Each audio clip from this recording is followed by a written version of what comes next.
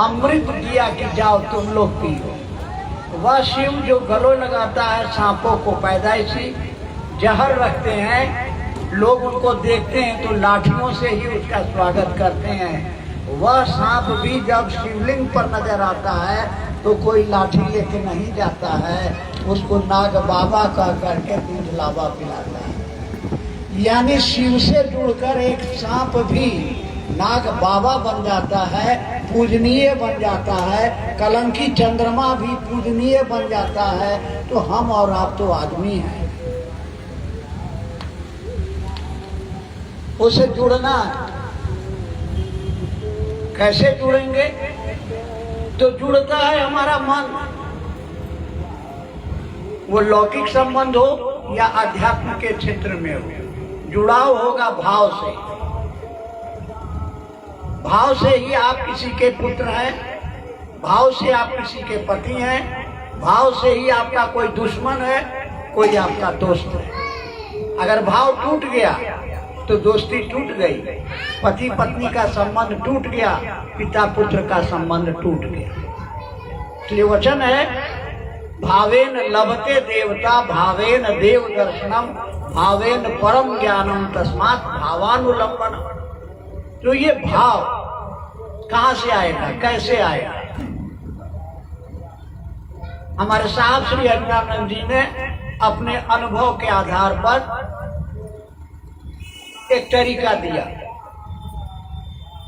कि आदमी का जो मन है इसमें विचार निरंतर पैदा होता रहता है, एक क्षण के लिए भी बंद नहीं रहता है। अगर ये विचार मन में लगातार घूमते रह जाए तो वही विचार भाव बनता है और वही भाव प्रेम में बदल जाता है। विचार बदलते हैं। अभी आपके मन में विचार आया कि चलते हैं शिव चर्चा में, अचानक घर में किसी की तबीयत गड़बड़ हो गई तो विचार टूटा, आप रुक गए, दवा दारू कराने लगे। विचार अगर आपका मजबूत है तो आप नहीं रुकेंगे, देखा जाएगा, जो होगा महादेव जाने, आप चल देते हैं। यानी अब विचार आपका मजबूत हुआ, भाव बना। भाव जल्दी टूटते नहीं है लेकिन टूट जाता है। और यही भाव जब आपका और प्रगाढ़ होगा तो प्रेम बन जाएगा, और जो प्रेम है वो कभी टूटता नहीं है। लागी नहीं छूटे रामा चाहे सिया चाहे। तो वह परमात्मा जिसको हम महादेव कह रहे हैं, शिव कह रहे हैं, महेश्वर कह रहे हैं, गुरुओं का गुरु कह रहे हैं, वह कैसे मिलेगा? तो प्रेम से मिलेगा। भाव से देवता मिलते हैं, महादेव देवों से भी ऊपर हैं, इसलिए उनको पाने का तरीका होगा प्रेम। अब प्रेम तक कैसे पहुंचेंगे? तो विचार से भाव, भाव से प्रेम, ये तीन सीढ़ियां। ये विचार भाव में कैसे बदलेगा और भाव प्रेम में कैसे बदलेगा, इसके लिए साहब ने तीन सूत्र दिया। ये तीन काम आप ईमानदारी से करेंगे तो धीरे धीरे आइए। अब देखते हैं, हमारे उपनिषदों में कहा गया कि पिता और पुत्र, पिता और गुरु, संसार में ऐसे दो हैं जो चाहते हैं कि मेरा बेटा मुझसे भी आगे जाए, नाम कमाए, यशस्वी बने, और गुरु भी चाहता है कि मेरा शिष्य आगे बढ़े, यशस्वी बने।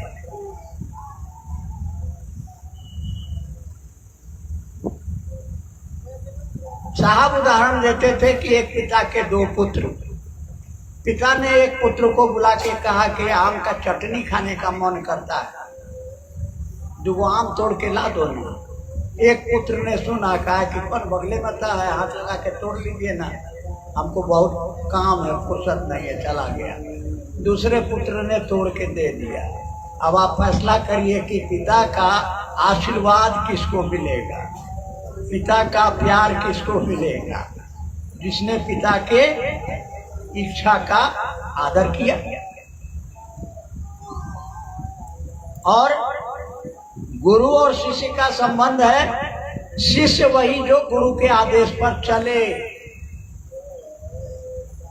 गुरु ने जो आदेश किया है उस आदेश पर खड़े रहने का प्रयास कीजिए और गुरु की दया आप पर बरसे।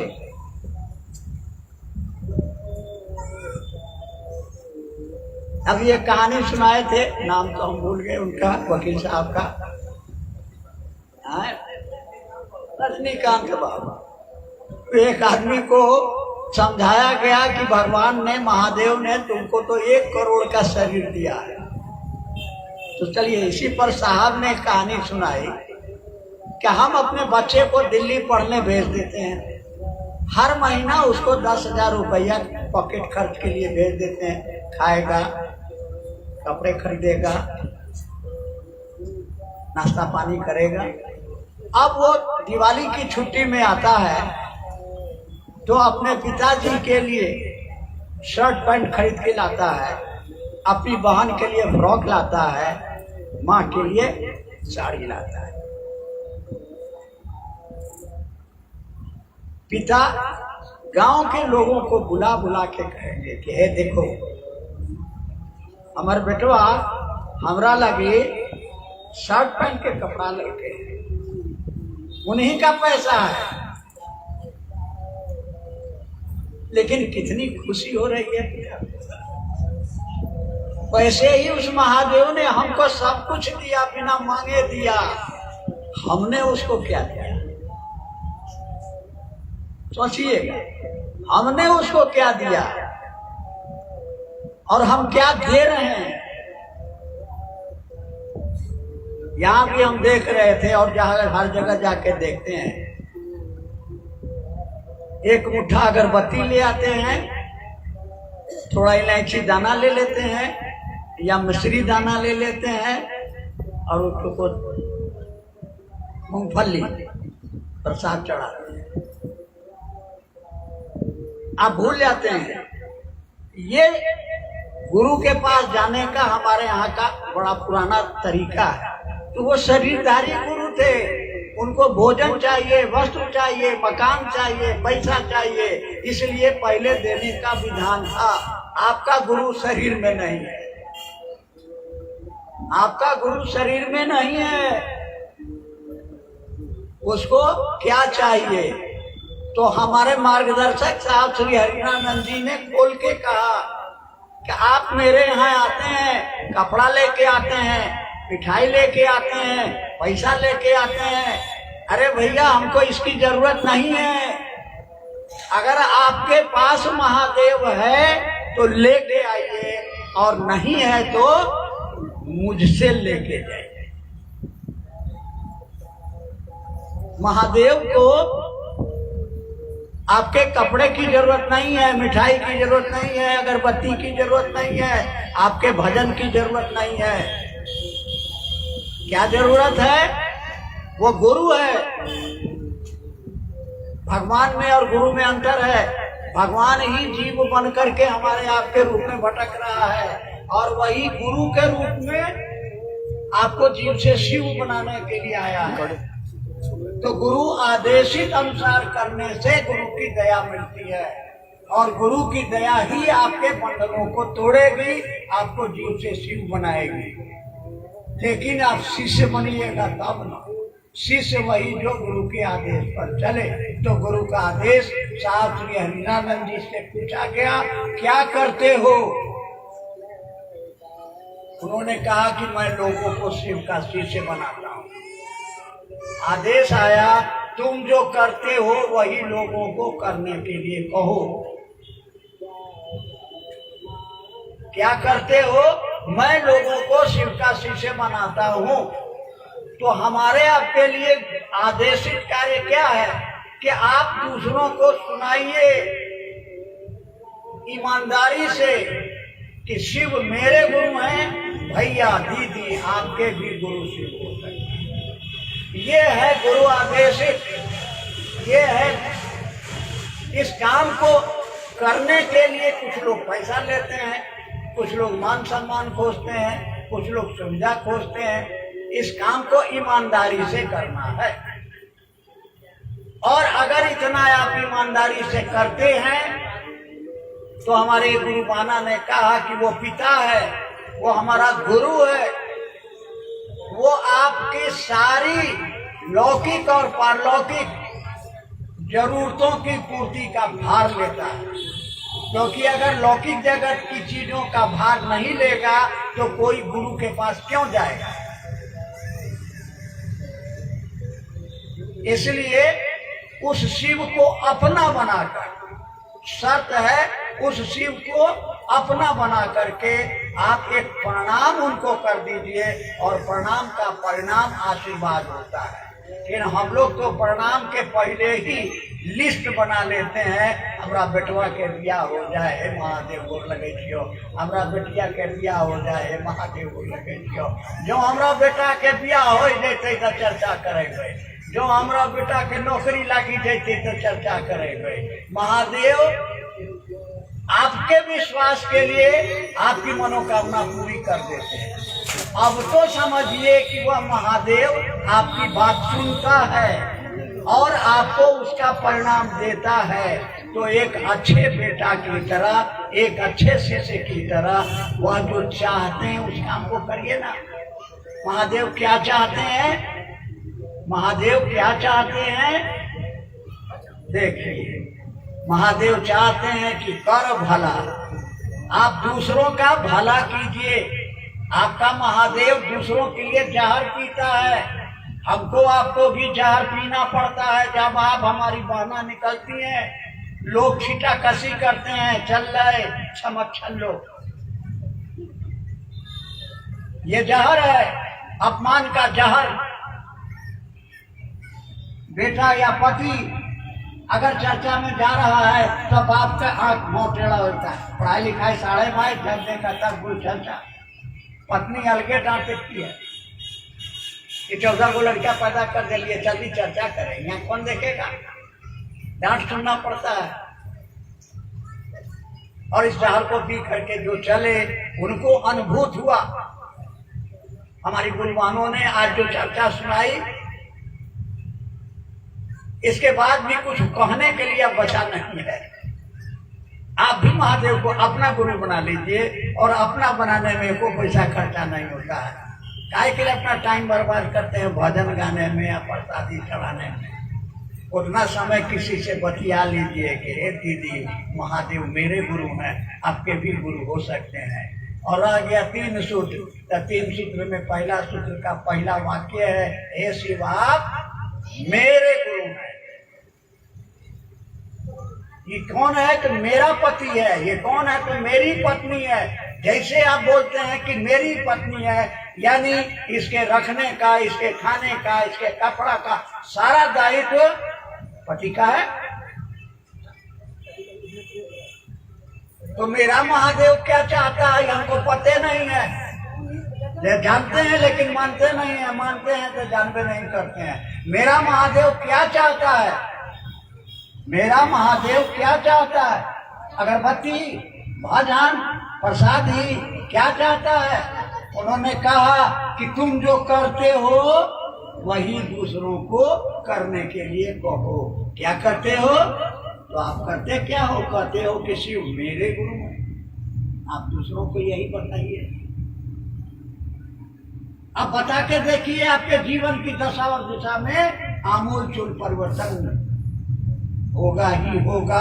आज 6 करोड़ लोग और अभी यहाँ बैठी हुई हमारी जितनी गुरु माना ने अपनी गवाही दी कि हमने शिव को गुरु माना, अपना गुरु माना और कहा कि आप मेरे घर के गार्जियन हैं, हमको ये समस्या है, हमको वो समस्या है, मेरा बेटा ग्रस्त हो गया, मेरा पति फंस गया है, मेरी घर में ये परेशानी हो गई है। और महादेव ने आपको उसका जवाब दिया है ना।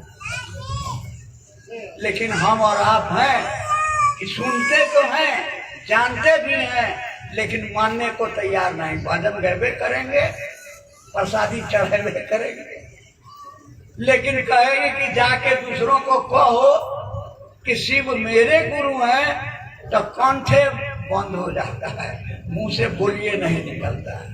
उसका भी उपाय है, अपने महादेव से मन ही मन कहिए, अपने साहब दीदी से मन ही मन कहिए कि हे साहब, हे दीदी, हम जा रहे हैं चर्चा करने, आप थोड़ी दया कर दीजिए कि मेरी बात सुन करके लोग 2 कदम शिव की ओर चल जाए, और आप देखेंगे कि आपका बात का असर होता है और लोग आपकी बात सुन के शिव की ओर चलते हैं।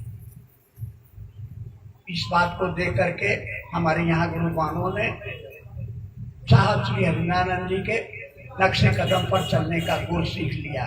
साहब हरिनानंद ने कहा कि मैंने 40 वर्षों तक, कितना दिन, 40 वर्षों तक एक काम किया, एक ही काम किया। क्या किया? लोगों के दिलों में महादेव को प्रतिष्ठित करने की प्रयास, और दूसरा हमने कुछ नहीं किया। ना भजन गाया, ना प्रसादी चढ़ाया, कुछ नहीं। एक ही रट थी कि कैसे लोगों के दिलों में शिव शिष्टता का चिराग जलाए। मेरा गुरु का नाम लो, जगत गुरु। दुनिया का एक एक आदमी जब तक शिव का शिष्य नहीं हो जाता है, साहब दीदी का संकल्प पूरा नहीं होगा, हमारा और आपका फर्ज बनता है, हमारा और आपका दायित्व बनता है, हमारा और आपका ये अधिकार बनता है कि हमारे गुरु ने जो चाहा है हम उस काम को मन से, वचन से, कर्म से करें। क्या करें? क्या करें? हाँ, और इसके लिए सावधान रहें कि हमारे किसी कृत्य से मेरे महादेव का नाम बदनाम नहीं हो। इस बात की भी सावधानी रखनी होगी। अगर कोई एक गाली दे रहा है तो हम उसको 2 गाली नहीं देंगे, बल्कि महादेव से कहेंगे कि इसका भला कीजिए, आप इसके गुरु हो जाएंगे। कर भला तो भला। चलिए, कुछ जिज्ञासा है, क्योंकि आज इतनी सुंदर चर्चा हुई है कि अब यहाँ कुछ आपको कहने की जरूरत नहीं है। इसको अमल में लाना, अपने जीवन में उतारिए। आपका जीवन गुरु की दया से महादेव ने आपको इस काबिल बना दिया कि मंच से सही साहब श्री हरिनानंद जी के द्वारा जो रास्ता दिखाया गया।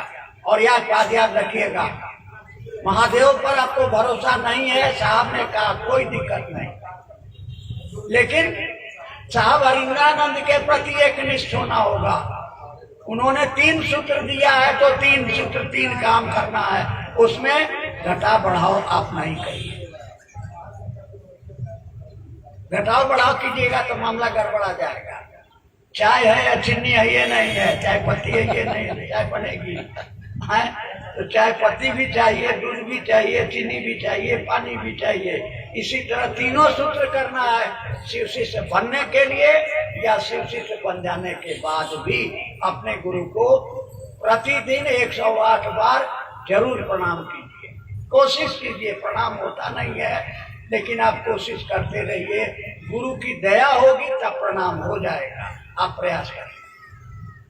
दूसरा तरीका है, शिव के शिष्य अजपा जप विधि से अपने गुरु को प्रणाम करते हैं। आपने शिव को गुरु माना है, आप सांस लीजिए, नाम छोड़िए शिवाय 2 बार 3 बार। मन जब तक आपका गुरु चरण पर स्थिर रहे, जैसे आलू टमाटर मन में आने लगे छोड़ दीजिए, तो दिन भर में 10 बार कीजिए। रात में सोने के समय सब काम हो गया, महादेव से दया मांगिए कि आप मेरे गुरु हैं, हम आपके शिष्य हैं, हम पर ऐसी दया कीजिए कि मेरा मन समझे कि आप मेरे हैं। मेरे जैसे मेरा बेटा, मेरा पति, उसके लिए दर्द होता है, उसके लिए परवाह होती है, उसके लिए चिंता होती है, तो महादेव के लिए हमको क्या दर्द है कि मेरा महादेव जगत का गुरु है और धरती पर कोई चेले नहीं है। ये है दर्द, ये है दर्द कि हमारे गुरु भाई बहन जो हमारे लोग धरती पर हैं, भटक रहे हैं, जिंदगी के ऊबड़ खाबड़ रास्तों पर जीवन की परेशानियों से जूझ रहे हैं। साहब ने कहा कि जिंदगी की राह तो है, ऊबड़ खाबड़ है, कंकड़ पत्थर और कांटे मिलेंगे, तुम गुरु की सवारी कर लो, गुरु की गाड़ी पर बैठ जाओ, वहां भी उठा पटक होगा लेकिन चोट नहीं लगेगी। यानी गुरु को अपना गुरु बना लो। ये संदेश लोगों तक पहुंचाना है ताकि दुनिया का कोई आदमी आपको उंगली नहीं उठावे कि हम तो हर दुश्मन रहियो, हमको काहे नहीं बताए, हम भी महादेव को गुरु बनाते। हमारे जीवन में भी आपकी तरह खुशियां आती, तो मेरे महादेव पर ये उंगली नहीं उठे। इसलिए हमारा ये फर्ज है, हमारा ये उत्तरदायित्व है, हमारी ये ड्यूटी है कि जो गुरु ने आदेश दिया है उसको पूरा करने के लिए गुरु से ही दया मांग करके इस काम को करेंगे। जैसे बेटा बाप की कमाई से ही बाप के लिए शर्ट के लाता है, बहन के लिए फ्रॉक लाता है, हम लोग भी गुरु की दया से ही गुरु आदेशित काम करेंगे, यानी लोगों के जीवन में गुरु को उतारेंगे ताकि लोगों का जीवन शिवमय हो, मंगलमय हो, उनके जीवन में भी खुशियों की खुशबू आ जाए, उनके जीवन में भी आनंद ही आनंद हो, सभी आनंदित हो, सभी का भला हो। और अपना भला कैसे होगा? सूत्र है कर भला तो हो भला। विज्ञान में इसको कहा गया कि आप जो दीजिएगा वही आपको मिलेगा। आपने किसी को अगर भला होने के नियत से मदद की है, आपका भी भला हो।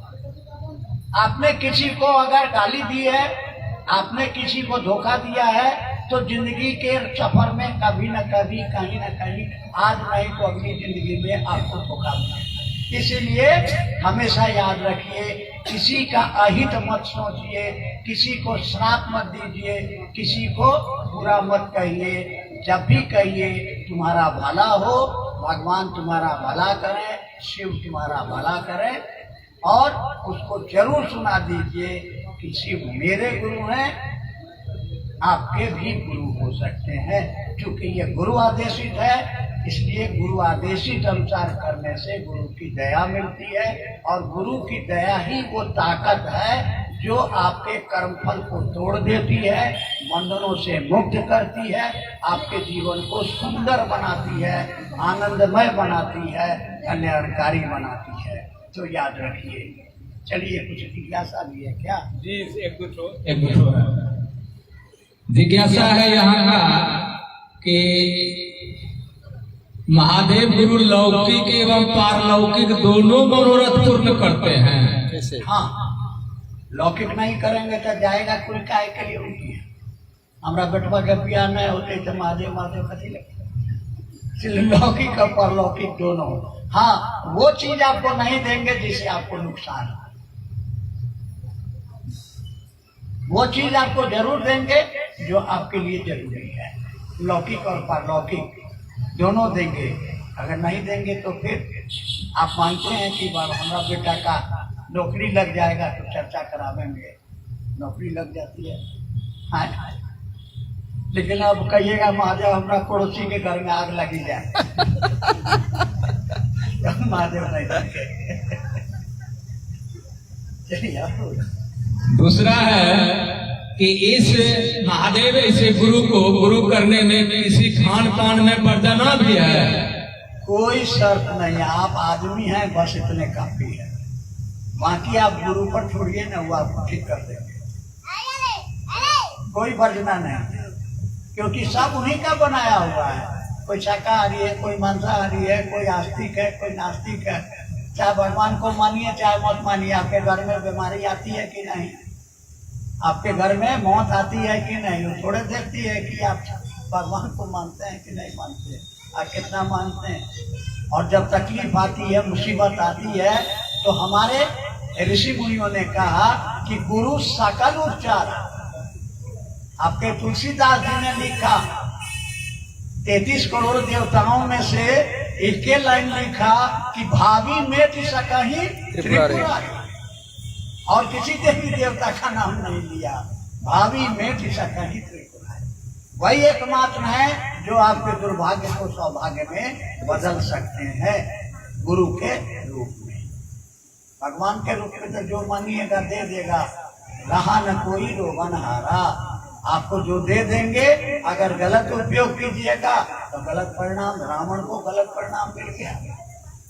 लेकिन गुरु के रूप में वो आपको ज्ञान देंगे, विवेक देंगे, उचित और अनुचित में भेद करने का।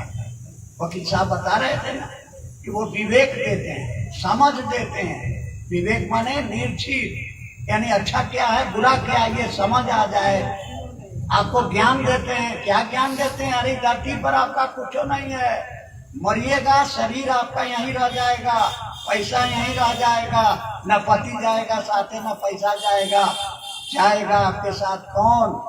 तो साहब हमेशा कहा करते थे, मैं और मेरा महादेव जिंदाबाद, फिक्र नॉट, मिजाज हक। अगर भरोसा रखना है तो किस पर रखेंगे? महादेव पर। अपने खाली महादेव पर नहीं, अपना महादेव बनाइए। अपना महादेव, खाली महादेव से नहीं। जानता तो सब है कि महादेव है, सब जानता है कि महादेव है, लेकिन साहब ने क्या कहा? उस महादेव को अपना बनाओ। और इसलिए पहला सूत्र जो दिया, क्या कहा? हे शिव आप मेरे गुरु हैं। कौन है? तो मेरा पोता है। पोतवा 5 मिनट लेट हो गया स्कूल से आने में तो मन छटपट करने लगा। ऐसी छटपटाहट होनी चाहिए अपने गुरु के लिए, अपने गुरु के लिए। और अपने गुरु को प्रणाम कीजिएगा। अपने गुरु को सामने लिखा है शिक्षानुभूति में कि शिव को अपना गुरु मान के प्रणाम कीजिएगा। आपके लौकिक पारलौकिक मनोरथ स्वतः सिद्ध होंगे, आपको कहना नहीं पड़ेगा। क्योंकि हमारा बाप है, हम बेटा बन के जाएंगे तो बाप को तो अपने फिक्र लगा हुआ है कि बेटवा को क्या देना है क्या नहीं देना। लेकिन आप बेटा बनिए तब, आप चेला बनिए तब ना। बाप कहा है कि जाओ चर्चा करो, लोगों के दिलों में महादेव को उतारो। आप एक मुट्ठी अगरबत्ती लेके दे भजन तो कहाँ से होगा? चलिए और कुछ। गुरु, सतगुरु और जगत गुरु में क्या अंतर है? गुरु शब्द का अर्थ होता है जो बोल के, आपको छू के, आपको दर्शन दे के, आपके मन में शिव के लिए, परमात्मा के लिए प्रेम पैदा करा दे, वो है गुरु। बोल के, छू के या दर्शन। जैसे कृष्ण ने अपना विराट रूप का दर्शन दिया अर्जुन को, या रामकृष्ण परमहंस ने विवेकानंद नरेंद्र को छू करके दर्शन कराया था। और ऐसे बोल के कि शिव गुरु हैं। हम लोग यही करते हैं कि शिव मेरे गुरु हैं, आपके भी गुरु हो सकते हैं। तो ये गुरु का काम है। आपके मन में शिव के प्रति जो प्रेम का अंकुरण करा दे उसको गुरु कहा गया। ये गुरु कार्य हुआ। अब इस काम को जो साधनों के द्वारा कराता है वो साधन सिद्ध गुरु कहलाते हैं। शारीरिक गुरु आते हैं इसमें, जो आपको कहेंगे कि नहा धो करके लहसुन प्याज छोड़ो, आई करो, हाउ करो, 4 बजे भोर में मंत्र जप करो, वगैरह वगैरह वगैरह। इसी काम को, यानी आपके मन में शिव के प्रति, परमात्मा के प्रति प्रेम का अंकुरण जो मात्र अपनी दया से करा दे उसको सद्गुरु कहते हैं। वह सद्गुरु शरीर में भी हो सकता है, शरीर में नहीं भी हो सकता है। वो मात्र अपनी दया से आपके अंदर में परिवर्तन ला देता है। और जगत गुरु